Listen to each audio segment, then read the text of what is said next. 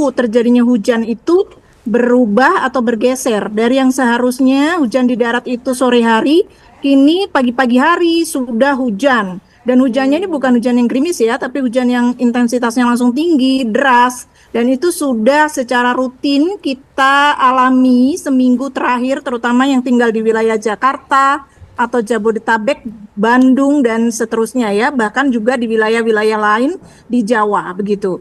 Itu yang pertama. Hujan dari laut ini apa sih gitu? Karena ada satu fenomena yang berkaitan dengan penguatan angin dari utara yang menuju ke pesisir utara Jawa. Jadi kejadiannya ini di Laut Jawa begitu ya.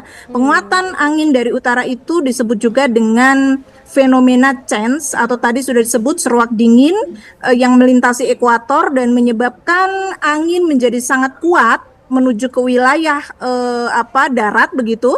Dan apabila terjadi hujan di laut, maka hujan di laut itu dengan mudah akan dijalarkan atau akan propagasi dari laut menuju ke darat. Jadi hujannya itu bergeser. Mestinya itu hujan tengah malam di lautan atau pagi hari di lautan, tapi ini sudah di darat begitu. Nah, inilah hal yang penting yang pasti diketahui ya oleh masyarakat. Itu yang pertama. Yang kedua, secara durasi, mengapa bisa sampai lama seperti itu? Karena ada fenomena kedua yang membuat hujan ini menjadi persisten berkaitan dengan sistem konvektif atau sistem hujan itu bersifat meluas.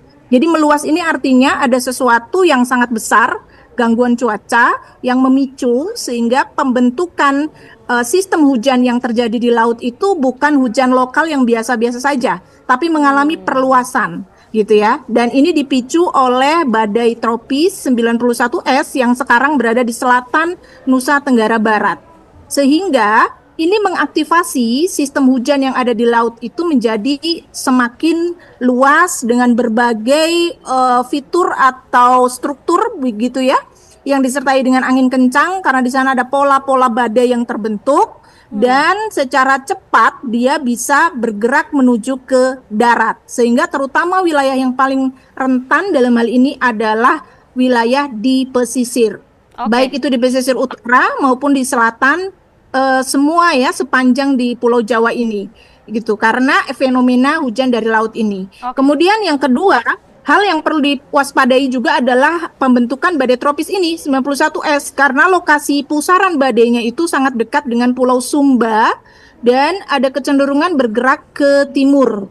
Setelah 2 hari ini atau lebih dari 24 jam, tracking atau pergerakan badainya itu menuju ke wilayah timur gitu ya. Sehingga ini menyebabkan wilayah di Tenggara seperti Bali, Lombok, Sumbawa, Sumba, Flores ini juga akan mengalami pertama gelombang tinggi yang sifatnya badai gitu ya karena disertai dengan angin yang kencang. Nah, ini disebut juga dengan fenomena storm surge atau hujan badai yang ada di laut begitu ya. Dan bisa mengakibatkan efek gelombang tingginya itu atau angin kencangnya itu menjangkau seluruh pesisir selatan di wilayah-wilayah Tenggara tersebut. Ini juga patut diwaspadai fenomena yang kedua ini karena untuk saat ini saja kecepatan angin dari pantauan alat begitu ya yang terjadi di daerah Sumbawa bagian selatan itu mencapai 30 sampai 35 km per jam. Sementara badainya sendiri itu masih 45 km per jam. Sehingga ini hampir sama dengan kecepatan badainya gitu ya. Sehingga ini dampaknya secara langsung menyebabkan angin kencang di wilayah-wilayah tersebut sehingga patut diwaspadai gitu ya kondisi ini. Masyarakat terutama yang beraktivitas berlayar atau nelayan begitu ya, yang mencari ikan itu harus menghentikan kegiatannya selama 1 hari ini dan mungkin besok juga sama gitu ya, sambil memantau apakah pergerakan badainya ini sudah menjauh ke selatan atau sudah lemah intensitasnya. Begitu Mbak Agita. Prof tadi sudah mengemukakan apa saja ciri-ciri hujan dari laut, hujan deras sejak pagi, tidak seperti hujan lokal begitu, tapi juga meluas. Jadi akan meluas sampai sejauh mana ini sebenarnya Prof? Dan hujan dari laut ini akan berlangsung biasanya sampai berapa lama?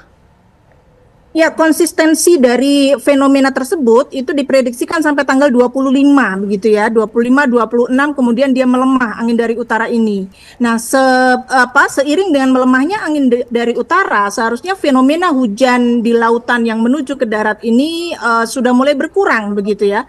Namun karena ada badai tropis tadi dan kita tidak tahu ini masih unpredictable, masih peluangnya 50-50, apakah dia akan segera menjauh ke Australia atau tidak, maka patut diwaspadai badai ini bisa memicu pergerakan apa yang disebut dengan fenomena lain ya, disebut dengan squall line, yaitu hujan yang bentuknya panjang-panjang, dan ini sudah terjadi secara konsisten di utara terutama Jawa Tengah begitu ya.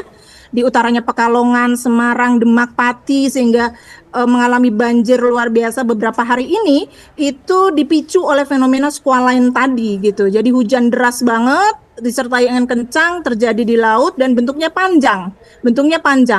Karena dia merupakan atau dibentuk dari struktur awan yang memanjang. Itu yang pertama. Kemudian yang kedua, tadi pertanyaannya seberapa luas? Ini bisa sangat luas karena hujan ini itu adalah jenis hujan yang stratiform disebutnya ya secara teori. Stratiform itu artinya hujan yang dibentuk dari awan-awan stratocumulus. Jadi bukan hanya awan cumulus yang lokal yang sifatnya lebih ke susunannya vertikal menuju ke atas begitu ya, tapi meluas tuh horizontal. Jadi menjangkau ratusan kilometer stratocumulus ini. Inilah yang menimbulkan hujan yang terjadi saat ini. Oleh karena itu kan hampir merata. Jadi Bandung hujan, Jakarta hujan gitu ya, bahkan Demak, Pati hujan gitu. Merata karena hampir menjangkau hampir seluruh dari Pulau Jawa. Sampai seperti itu kalau hujan itu diturunkan dari atau berjenis stratiform dan diturunkan dari awan stratocumulus. Karena awan ini merata sifatnya dan bergerak atau melebar meluas secara horizontal serta berada di ketinggian sekitar awan-awan menengah lah ya, sekitar kategori 1 sampai 2 km. Saya kira itu Mbak yang membuat bahwa fenomena ini menjadi fenomena yang persisten atau terus-menerus ya, karena awan itu nggak segera meluruh. Masih ada sisa-sisanya, besoknya masih ada lagi gitu, ditambah dengan pembentukan awan-awan cumulus yang baru. Nah inilah yang membuat berhari-hari ini sampai tanggal 29 kita akan konsisten mengalami hujan-hujan seperti ini begitu. Itu saya kira Mbak Agita. Oke, berkaitan dengan badai tropis yang tadi Prof sempat sebutkan, apakah itu bisa diprediksi untuk kemunculannya, Prof? Dan kemudian dampak bahayanya ini akan seperti apa? Apakah bisa hanya berupa banjir dalam intensitas atau ketinggian yang cukup parah, atau seperti apa bahaya-bahaya nanti? Ya, dampaknya ada dua, saya kira ya. Dampak yang pertama adalah storm surge tadi, atau seruak atau serangan badai dari laut menuju ke darat berupa gelombang yang tinggi. Jadi meskipun tidak ada hujan, tiba-tiba dikirim gelombang yang tinggi tuh di wilayah-wilayah pesisir. Dan itu bisa terjadi di wilayah terutama yang paling dekat ya dengan badai itu, yaitu Pulau Sumba saat ini, pesisir selatan. Bahkan Lombok juga bisa kena, Sumbawa bagian selatan juga bisa kena begitu. Nah itu dampak yang pertama. Jadi ada dampak yang berkaitan secara langsung dari efek pusaran atau pergerakan badainya. Atau kita menyebutnya ring 1 dari badai. Nah kemudian area yang kedua adalah ring yang keduanya. Ring keduanya itu efeknya karena ada pembentukan squall line. Ya, squall line ini badai juga gitu ya, tapi adalah badai konvektif. Dilihat dari data itu merupakan hujan yang panjang-panjang. Nah, hujan yang panjang-panjang itu bisa terbentuk di daerah utaranya, terutama ya dalam hal ini utara dari laut di utaranya Bali, utaranya Lombok, itu bisa mengalami tadi efek dari squall line. Ini menimbulkan hujan yang persisten disertai angin kencang. Nah, ini adalah dampak yang kedua yang bisa terjadi, sehingga wilayah-wilayah yang mendekati atau berada di pinggiran das tentu harus bersiap-siap gitu ya, memitigasi, mengantisipasi selama 2 hari ini. Harus tahu nih daerah-daerah rentan tuh di mana aja. Daerah dengan kerentanan tinggi itulah yang harus disisir oleh pemerintah supaya tidak terjadi hal-hal yang tidak kita inginkan ya, seperti banjir bandang. Karena resiko yang kedua itu selain tadi yang saya sebutkan bahwa ada storm surge atau serangan badai dari laut menuju darat, gelombang tinggi, yang kedua adalah banjir bandang.